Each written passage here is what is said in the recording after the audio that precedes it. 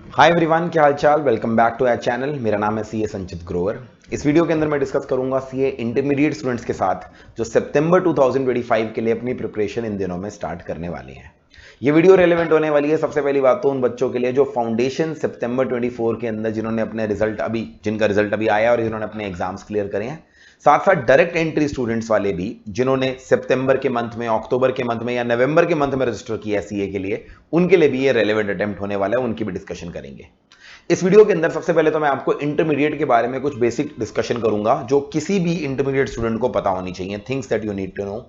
Secondly and most importantly हम क्या करेंगे, हमारे पास रफली 9 मंथ्स हैं जिसके अंदर हमें सितंबर 25 अटेम्प्ट की प्रिपरेशन करनी है। इस 9 मंथ्स में किस तरह से अपने टाइम को डिवाइड करना है, मंथ वाइज कब हमें पहले पढ़ना है, क्या टारगेट रखने चाहिए, रिवीजन कब करनी है, सेकंड रिवीजन कब करनी है, टेस्ट कब देने हैं, सारी चीजें इस वीडियो के अंदर मैं डिस्कस करूंगा। आपकी प्रॉपर स्ट्रैटेजी इस वीडियो के अंदर बन जाएगी। इस वीडियो को आप अपने लिए सेव करके रख लो ताकि जब जब प्रिपरेशन करो आप चेक करते रहो कि मेरा टारगेट अचीव हुआ है या नहीं। चलिए without wasting time let's get started. सबसे पहली बात तो सितंबर 25 अटेम्प्ट के लिए what is the last date of registration. हमारे आईसीआई की गाइडलाइंस के हिसाब से आपको इंटरमीडिएट में 8 महीने पहले रजिस्टर करना पड़ता है। इस 8 मंथ को गिनते समय जिस महीने में पेपर होता है उसे गिनते नहीं है, तो अकॉर्डिंगली 8 मंथ्स अगर आप बैक आ जाओ तो 1 दिसंबर 2024 that is the last date. सितंबर 24 के जो रिजल्ट आया है ना वो अक्टूबर एंड में आया था, तो आप इस समय नवंबर में वीडियो देख रहे होंगे, आपको नवंबर एंड तक रजिस्टर करना है। ये तो पहली चीज है जो आपको दिमाग में रखनी है। डायरेक्ट एंट्री स्टूडेंट्स भी जिन्होंने अभी अगस्त से दिसंबर के बीच में रजिस्टर किया है वो भी सितंबर 25 अटेम्प्ट के लिए एलिजिबल हैं, उससे पहले कोई अटेम्प्ट नहीं दे सकते। फाउंडेशन वाले भी ध्यान रखिए, सितंबर 24 में अगर आपने फाउंडेशन क्लियर करा है, सितंबर 25 से पहले आप इंटरमीडिएट में एलिजिबल ही नहीं हो सकते क्योंकि मिनिमम 8 मंथ्स का गैप होना चाहिए। अब हमारे इंटरमीडिएट में ना टोटल 6 पेपर है। पहले तो आपको वो 6 पेपर दिखा देता हूं। पहले 8 पेपर हुआ करते थे, ये पुरानी स्कीम में हुआ करता था, एग्जिस्टिंग मतलब ओल्ड स्कीम थी। हमारे ऊपर जो स्कीम लगने वाली है वो न्यू स्कीम है, आपको ऑलरेडी पता है। मई 2024 के बाद सारी न्यू स्कीम ही हो गई है। इंटरमीडिएट में पहले 8 पेपर हुआ करते थे जिनको अब कम करके 6 पेपर कर दिया गया है। अब जो ये 6 पेपर है ना ये 2 ग्रुप्स में डिवाइडेड है। पहले 3 पेपर जो है उन्हें ग्रुप 1 बोला जाता है और अगले 3 पेपर उन्हें ग्रुप 2 बोला जाता है।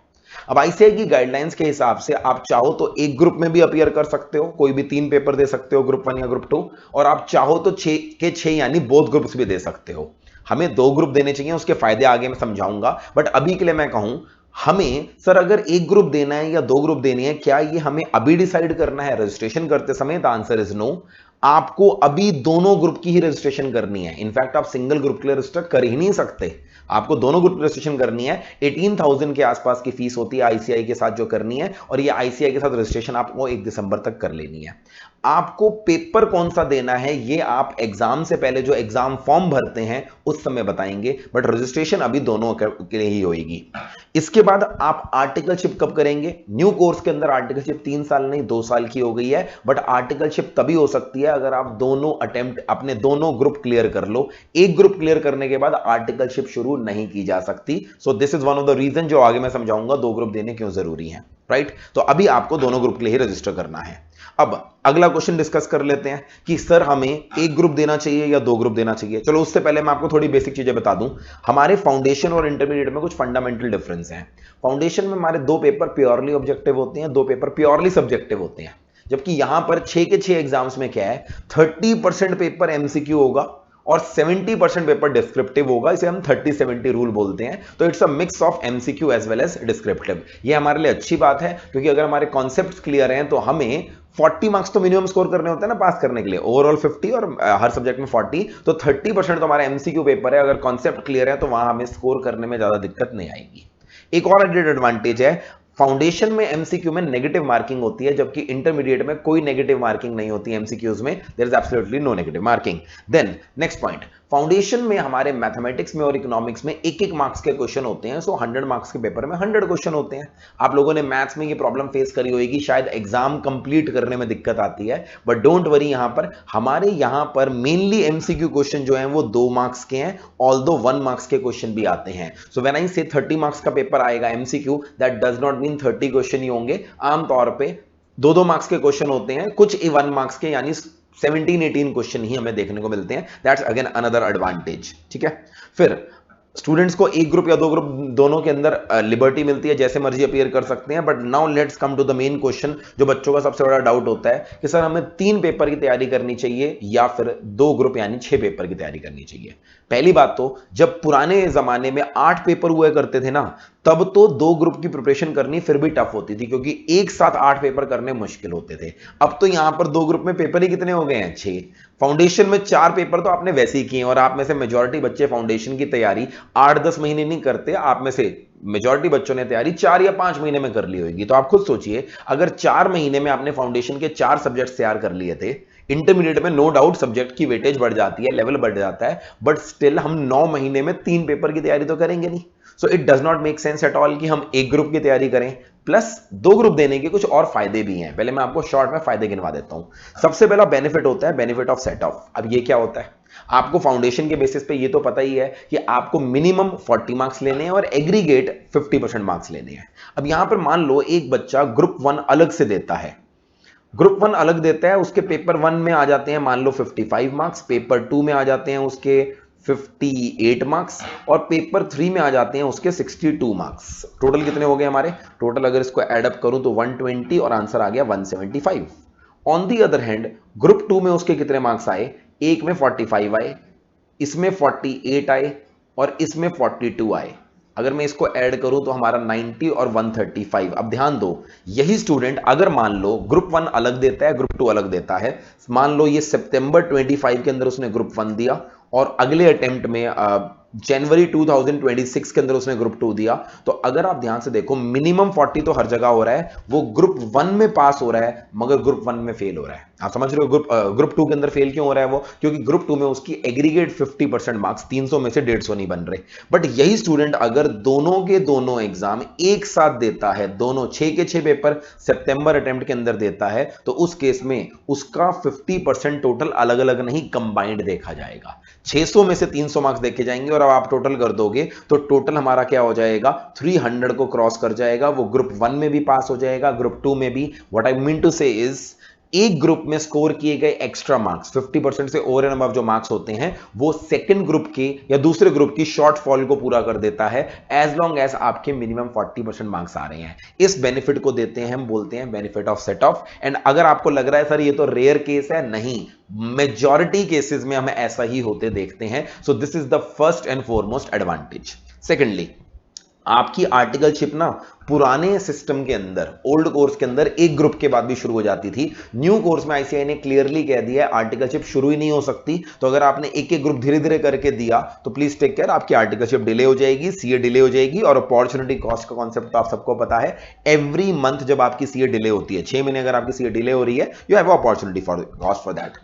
थर्ड पॉइंट हमारा क्या है, हम रैंक के लिए एलिजिबल। आप देखो फाउंडेशन में तो ना आपकी रैंक नहीं आती, आपके जितने मर्जी मार्क्स आए हो, you are not eligible for the rank. But intermediate और फाइनल के अंदर टॉप 50 रैंक होल्डर्स को डिक्लेयर किया जाता है, और अगर आप रैंक की कैटेगरी में आ जाते हैं तो आगे आपको आर्टिकलशिप और जॉब के अंदर ऑब्वियसली प्रेफरेंस मिलती है। जो बच्चे मुझे जानते हैं उनको खुद को पता होगा कि मैं खुद अपने समय में all India 6th rank holder रहा था इंटरमीडिएट के अंदर। फाउंडेशन में भी मेरी उस समय ऑल इंडिया 5th रैंक थी, सीएस में भी रैंक थी। तो I can totally vouch for it कि रैंक आपको डेफिनेट एडवांटेज देती है सामने वाले पे इंप्रेशन जमाने के लिए, जब हम जॉब या आर्टिकलशिप में जाते हैं। मजे की बात यह है, रैंक में सिर्फ वही लोग एलिजिबल होते हैं जो 2 ग्रुप देते हैं। अगर आप सिंगल ग्रुप दोगे तो आप रैंक के लिए एलिजिबल ही नहीं हो, यह भी एक बहुत बड़ा एडवांटेज है। और लास्ट में अगर आप किसी भी फर्म के अंदर आर्टिकलशिप या जॉब के लिए जाओगे, नेचुरल प्रेफरेंस किसकी तरफ आ जाएगी, उनके लिए आ जाएगी जिन्होंने बोथ ग्रुप दिए हैं। तो for all the set of reasons my advice is 9 months में एक ग्रुप की तैयारी मत करना। बहुत ज्यादा इंसेंटिव आता है, अरे यार प्रेशर कम हो जाएगा, ये हो जाएगा, सिर्फ आप अपने मन को तसल्ली दे रहे होते हो, क्योंकि 9 मंथ्स के लिए 3 paper, you are just wasting your time. और उसके बाद फिर आप सोचो मैं 3 महीने बाद सेकंड ग्रुप तैयार कर लूंगा, कैसे कर लोगे यार। एक तरफ 9 महीने में 3 पेपर, एक तरफ 3 महीने में 3 पेपर, बिल्कुल नहीं। आपको 9 महीने में 2 ग्रुप की तैयारी करनी है, 6 पेपर की, और उसको आसानी से किया जा सकता है। चलिए अब आते हैं मेन चीज पर, हमें तैयारी करनी कैसे है। पहली बात तो मैं बता दूं, जो भी मैं आपको स्ट्रैटेजी बताने वाला हूं उसी स्ट्रैटेजी के हिसाब से हमारा 11 नवंबर को बैच स्टार्ट हो रहा है सितंबर 25 स्टूडेंट्स के लिए। 11 नवंबर को ये face to face live streaming और तीनों मीडियम में स्टार्ट हो रहा है। इस बैच के लिए हमने एक स्पेशल डिस्काउंट निकाला है फाउंडेशन स्टूडेंट्स के लिए, जिनके 300 प्लस आए हैं, फ्लैट 20% ऑफ मिलेगा उनको। और अगर आपके 280 प्लस आए हैं तो 10% ऑफ मिलेगा फाउंडेशन स्टूडेंट्स को। ठीक है जी, डायरेक्ट एंट्री वाले स्टूडेंट्स को ग्रेजुएशन के मार्क्स के बेसिस पे डिस्काउंट मिल सकता है। ये बैच हमारा फेस टू फेस लक्ष्मी नगर दिल्ली में स्टार्ट होगा, मगर आप अगर दिल्ली आना नहीं चाहते, आप दिल्ली के बाहर से हैं, लाइव स्ट्रीम और गूगल ड्राइव में भी इसे ले सकते हैं।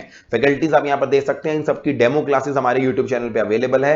आप नीचे दिए गए नंबर पे कांटेक्ट करके डेमो क्लासेस के लिए रजिस्टर कर सकते हैं। और यहां पर हम सबसे पहले ग्रुप 1 की प्रिपरेशन शुरू करेंगे, फॉलोड बाय ग्रुप 2 की प्रिपरेशन। जो भी शेड्यूल मैं आपको बता रहा हूं उसी शेड्यूल को फॉलो करके सिस्टमैटिकली आपकी रिवीजन टेस्ट सीरीज सब इस बैच के अंदर करवाई जाएगी। ठीक है जी, चलिए अब आगे बढ़ते हैं। पहले एक एक करके मैं आपको बताऊं। पहला टारगेट हमारा होता है फर्स्ट टाइम क्लासेस देखना, और क्लासेस के साथ साथ ही हमें फर्स्ट टाइम रिवीजन। जो बच्चे सिर्फ क्लासेस देखते हैं ना और उनको लगता है उसी से पढ़ाई हो रही है, वो सही तरीका नहीं है। क्लासेस के साथ साथ आपकी फर्स्ट टाइम रिवीजन भी होनी चाहिए, और रिवीजन करने के लिए it is very very important कि टेस्ट सीरीज क्लासेस के साथ साथ ही होनी चाहिए, चैप्टर वाइज टेस्ट साथ साथ चलने चाहिए। बहुत सारे लोग क्या करते हैं, स्टार्टिंग में कोई टेस्ट नहीं लेते हैं, बच्चे भी टेस्ट नहीं देते हैं, और उस समय बच्चों को सिर्फ फीलिंग आ रही होती है तैयारी करने की। That is not the right approach. मैं मान के चलता हूं आप नवंबर मिड से अपनी प्रिपरेशन स्टार्ट करेंगे, लगभग 5-7 नवंबर को तो आप ये वीडियो देख रहे होंगे, फिर भी मैं मान लेता हूं कि 15 तारीख तक आपकी तैयारी शुरू हुई। हमारा बैच तो 11 तारीख से स्टार्ट हो रहा है, बट स्टिल मैं 1 मिनट के लिए मिड ऑफ नवंबर मान के चलता हूं। मिड ऑफ नवंबर से आपके एग्जाम होने वाले हैं सितंबर में। अच्छा, एक और डाउट आता है बच्चों का, सर हम अगर एक ग्रुप देना चाहें क्या हम पहले जनवरी में या मई में पेपर दे सकते हैं? नहीं, आप 8 महीने से पहले पेपर दे ही नहीं सकते, चाहे आप एक ग्रुप के लिए अपियर हो या 2 ग्रुप के लिए। इस चीज को ध्यान रखिएगा।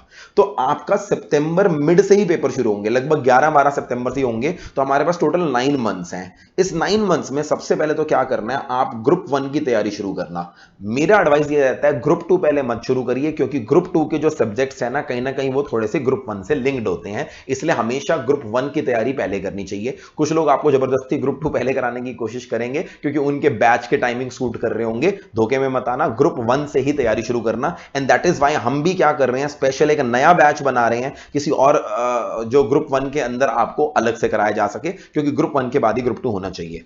ग्रुप 1 अगर आप नवंबर मिड में स्टार्ट कर रहे हैं तो ग्रुप 1 में जो तीनों पेपर है ना, उसमें टैक्सेशन का पेपर काफी हैवी है। टैक्स का सिलेबस ना लगभग किसी भी सब्जेक्ट का, मैं 2 गुना तो नहीं बोलूंगा, 1.8 टाइम्स है टैक्सेशन। आप किसी से भी पूछोगे, टैक्स का सिलेबस लगभग 1.8 टाइम्स है किसी भी सब्जेक्ट का। तो टैक्स में ज्यादा समय लगता है, अकाउंट्स और लॉ में कंपैरेटिवली थोड़ा कम लगता है। अकाउंट्स और लॉ में आपका टारगेट होना चाहिए नवंबर के 15 दिन, फिर दिसंबर, जनवरी और फरवरी मिड से लेकर फरवरी एंड तक मैक्सिमम आपका ये सिलेबस हो जाना चाहिए। और ना सिर्फ सिलेबस हो जाना चाहिए, साथ साथ आपकी रिवीजन, एक एक टेस्ट सीरीज भी हो जानी चाहिए, चैप्टर वाइज टेस्ट साथ साथ चलने चाहिए, ताकि आप सिर्फ क्लास नहीं देख रहे, पढ़ भी रहे हो। टैक्सेशन में आपका जो सिलेबस है वो कहीं ना कहीं मार्च एंड तक चला जाना चाहिए, या हद से अप्रैल फर्स्ट वीक तक जाना चाहिए, क्योंकि वहां पर जीएसटी और इनकम टैक्स कंबाइंड बहुत ज्यादा सिलेबस होता है। यहां पर भी मैं सिर्फ क्लासेस की बात नहीं कर रहा, साथ साथ टेस्ट सीरीज की बात कर रहा हूं। इसके बाद आपका स्टार्ट होता है ग्रुप नंबर 2, जो कि टिपिकली मार्च से स्टार्ट होगा, 1 मार्च से स्टार्ट होगा।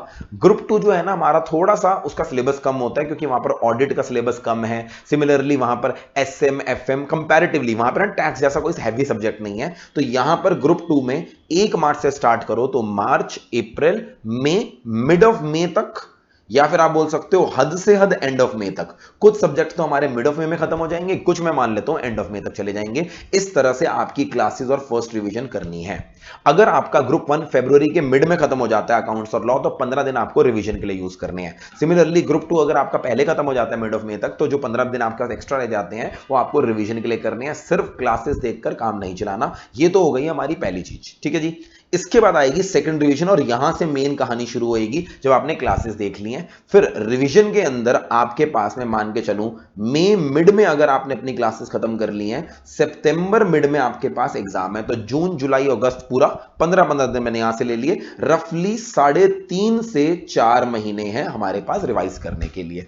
इसके अंदर सबसे पहले आप ग्रुप 1 को रिवाइज करिएगा, फिर ग्रुप 2 को रिवाइज करिएगा, और आपकी पहली जो ये सेकंड रिवीजन है, मैं इसको पहला नहीं बोल रहा क्योंकि पहली साथ में कर ली, ये डिटेल्ड रिवीजन होनी चाहिए। पास्ट ईयर क्वेश्चंस आपने करने हैं, सारी चीजें डिटेल में खुद करनी है क्लासेस के बाद, ठीक है जी। फिर यहां पर मैं मान के चलूंगा आपका मई का बचा हुआ मंथ पूरा यूज हो गया, जून भी यूज हो गया, और कुछ हद तक जुलाई भी यूज हो गया। डिटेल्ड रिवीजन होनी चाहिए 6 के 6 सब्जेक्ट्स की। फिर नंबर आता है थर्ड रिवीजन और इसके साथ साथ आ जाती है टेस्ट सीरीज। आपको पता होगा हम दो तरह की टेस्ट सीरीज लेते हैं, एक तो क्लासेस के साथ साथ टेस्ट सीरीज होती है और एक एग्जाम से पहले टेस्ट सीरीज होती है। अगर आप हमसे क्लासेस लेते हैं, दोनों टेस्ट सीरीज आपके लिए इंक्लूडेड रहेंगी, कॉम्प्लीमेंट्री फ्री ही रहेंगी, अलग से कोई चार्ज नहीं लिया जाएगा। और टेस्ट सीरीज आपको प्रॉपर वे में एग्जाम ओरिएंटेड बना के दी जाती है, चेक भी करवाई जाती है। ठीक है, तो ये आपका कब हो जाएगा? अब आप अगस्त के महीने में कंपैरेटिवली फास्ट रिवीजन करोगे, यहां पर आपके पास एक महीना हद से 35 डेज होंगे जिसके अंदर आपको फिर से 6 पेपर करने हैं और साथ साथ इसी के समय आपको अपने टेस्ट भी देने हैं। टेस्ट आपके लगभग जुलाई एंड से स्टार्ट हो जाएंगे एंड फिर लास्ट में लगभग हम एक्सपेक्ट कर रहे हैं 11 सितंबर से हमारा एग्जाम होगा। वहां पर हर सब्जेक्ट के डेढ़ दिन और मिलेंगे, उसकी आपको प्रॉपर स्ट्रैटेजी बताई जाएगी। इस तरह से आपको अपनी सिस्टमेटिक प्रिपरेशन करनी है 3 रिवीजन के साथ, पहली रिवीजन क्लासेस के साथ, दूसरी रिवीजन क्लासेस के बाद और सबसे डिटेल्ड इन डेप्थ रिवीजन, तीसरी रिवीजन थोड़ी फास्ट ट्रैक मोड में रहेगी और फोर्थ रिवीजन एग्जाम से पहले रहेगी 1.5 डेज की। अगर आप इस तरह से अपने टारगेट रख के करते हैं, आपको क्लियर करने से कोई रोक नहीं सकता, बल्कि आप रैंक के लिए भी टारगेट कर सकते हैं। ठीक है जी, और इसके लिए अगेन मैं बोलना चाहूंगा जो हमारा बैच है इसी शेड्यूल के हिसाब से होगा। अगर आप ध्यान से देखिए, जो भी टारगेट्स मैंने बताए उन्हीं टारगेट्स के हिसाब से हमने बैच डिसाइड करे हैं। तो आप इस बैच के बारे में जानना चाहते हैं तो नीचे दिए गए नंबर पे एक बार कॉल कर लीजिए। अगर आपका कोई और डाउट है, ऊपर दी गई इंस्टाग्राम आईडी पे आप मुझे मैसेज कर सकते हैं या कमेंट सेक्शन में पूछ सकते हैं, हमारा स्टाफ आपको कॉन्टैक्ट कर लेगा। आगे भी ऐसी वीडियोस लाता रहूंगा मैं, guidance videos. Take care, bye bye, मिलते हैं क्लासेस के दौरान। See you in the next class.